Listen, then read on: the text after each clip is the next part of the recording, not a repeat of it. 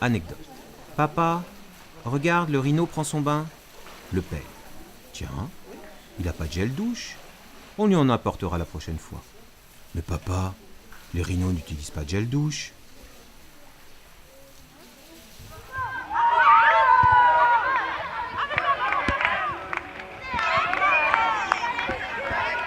Un récent rapport de l'UNESCO démontre que l'éducation des jeunes et la transmission des bonnes attitudes forment le plus puissant levier pour enrayer la crise climatique et s'assurer un environnement plus durable et plus vivable. L'éducation des enfants à l'environnement est cruciale pour le devenir de notre planète. Que transmettons-nous à nos enfants ?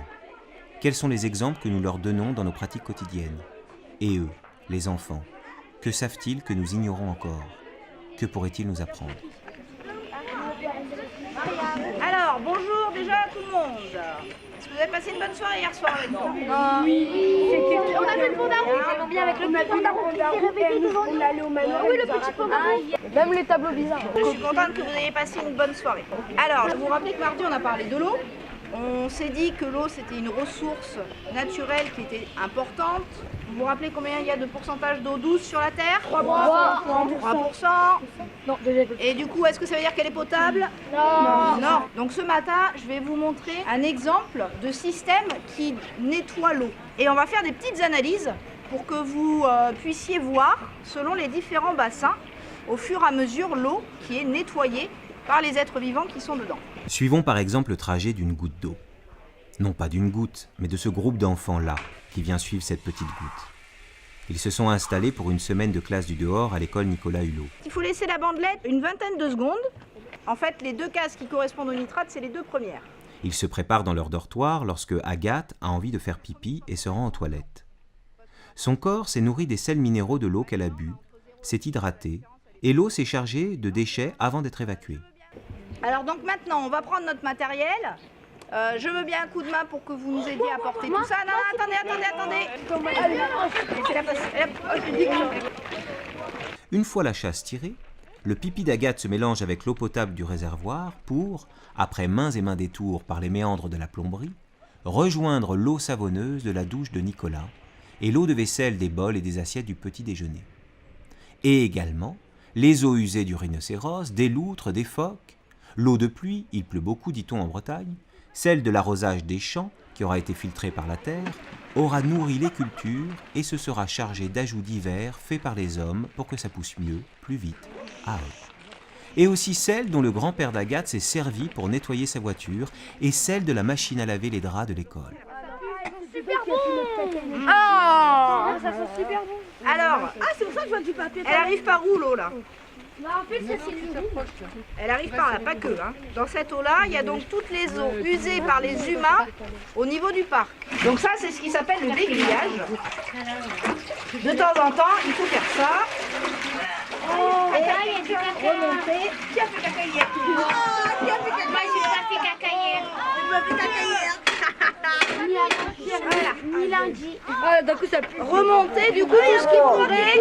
Ça veut dire Oui, tout ce qui pourrait gêner la circulation. Vous avez vu, ça coule plus déjà depuis que j'ai fait ça. Ces eaux, cette eau devenue unique que l'on appellera l'eau usée de Branferré, coule devant une grille qui sert de tamis pour les matières fécales, celles des hommes et des animaux, mais aussi le sac en plastique abandonné au bord du champ, le papier hygiénique, les mégots, les feuilles mortes et puis tiens, la petite voiture que Nicolas a jetée en colère dans les toilettes l'autre jour.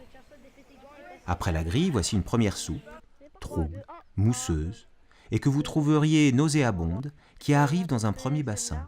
Le 25, parce que vraiment le 50 c'est beaucoup plus foncé, parce que si vous regardez bien, c'est la première languette qui compte, pas la deuxième, vu que la deuxième, la dernière fois elle était bleue bizarre.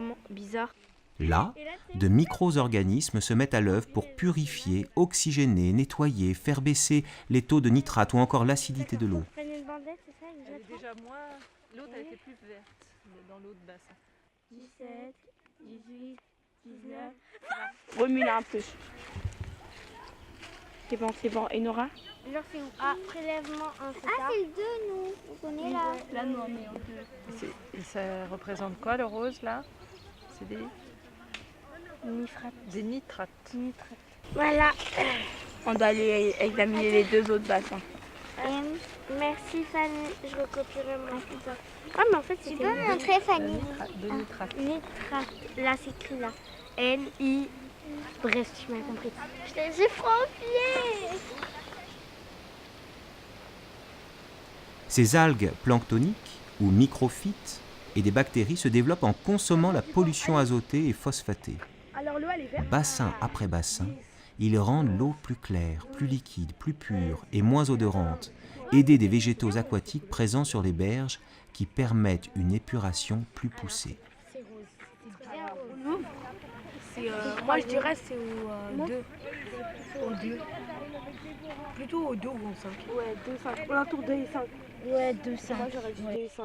Entre 5 et 10. Ouais. Le 2 il est trop clair. Le 2 il est trop clair pour ça. Par l'expérimentation, ce groupe d'enfants utilise la démarche scientifique, prélève des échantillons, observe et compare pour deviner le fonctionnement du lagunage. Cet acte pédagogique se fait dans l'émulation du groupe.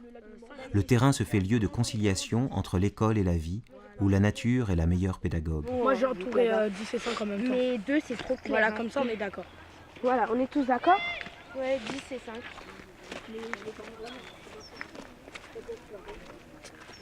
On met petit à petit nitrate, je les ai retournés pour éviter qu'on salisse en les... Pourquoi s'être ainsi intéressé à l'eau?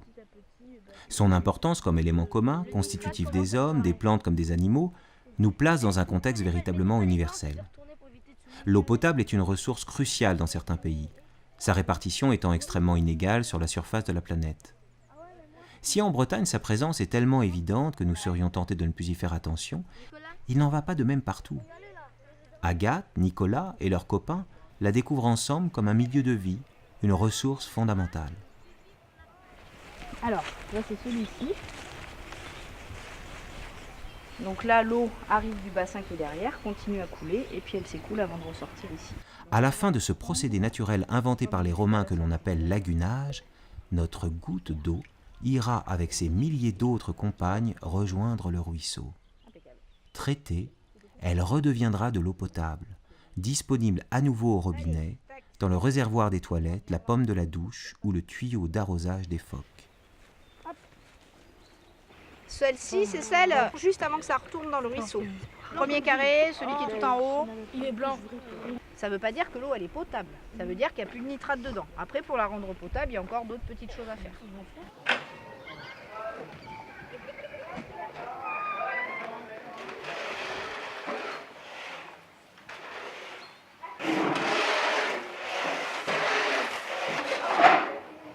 Le parc se prête particulièrement à vivre et à expérimenter, par des histoires, des souvenirs, des séances d'observation, pour comprendre plus aisément que l'homme et la nature ne peuvent pas vivre séparément. Les matériaux des maisons ou des objets que nous utilisons quotidiennement, comme certains produits alimentaires, sont tellement artificiels que nous perdons tout lien avec les plantes ou les animaux qui les constituent. La grande production et l'industrie nous font souvent oublier que la nature est indispensable à l'homme, et que nous vivons dans une relation d'interdépendance avec la faune, la flore et les éléments.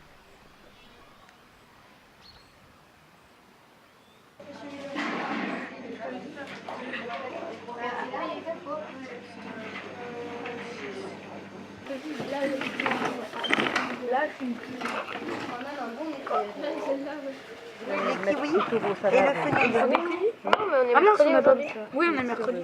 Ah oui, pardon. Les pommes. Il reste une pomme à couper en 4.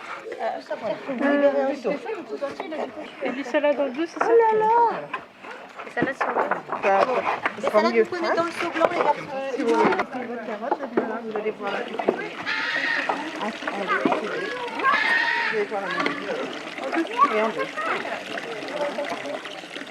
Le renard. Le renard. C'est vrai qu'on l'appelle le loup à crinière, mais quand on regarde, on s'aperçoit qu'il ressemble beaucoup plus à un renard qu'à un loup. La richesse du parc et de ses collections, animalières et botaniques, en font un outil pédagogique privilégié pour la Fondation de France et l'école Nicolas Hulot pour la nature et l'homme. La préparation de l'alimentation des animaux, l'observation de la faune et de la flore, des traces et des empreintes des ressources naturelles et de leur emploi comme matériaux de construction sont autant d'activités que le parc permet de mettre en scène. Branferré n'est pas un parc animalier comme les autres. Même si l'on s'y amuse, Sa visite nous place dans un rôle d'hôte des animaux et des plantes qui s'y développent. Ce qui nous incite à prendre conscience de notre place dans la nature et l'environnement, d'interroger la façon dont nous cohabitons avec ceux qui nous entourent. On peut éparpiller là, sur toute l'île. L'éducation à l'environnement, qu'est-ce que c'est ? Allez, viens. La pédagogie portée par l'école Nicolas Hulot vise à interpeller et sensibiliser chacun d'entre nous par une mise en situation pratique. Il faut qu'ils cherchent un peu. Faire participer les visiteurs au nourrissage des animaux, raconter des histoires ou encore montrer le fonctionnement de Branferré permettent de faire germer de premières interrogations à partir desquelles peuvent se construire de véritables schémas de réflexion. Si Paul et Hélène Jourde, les créateurs de Branferré, ont imaginé et conçu ce parc selon leurs rêves, celui-ci évolue quotidiennement au gré des relations entre visiteurs, animateurs, plantes et animaux.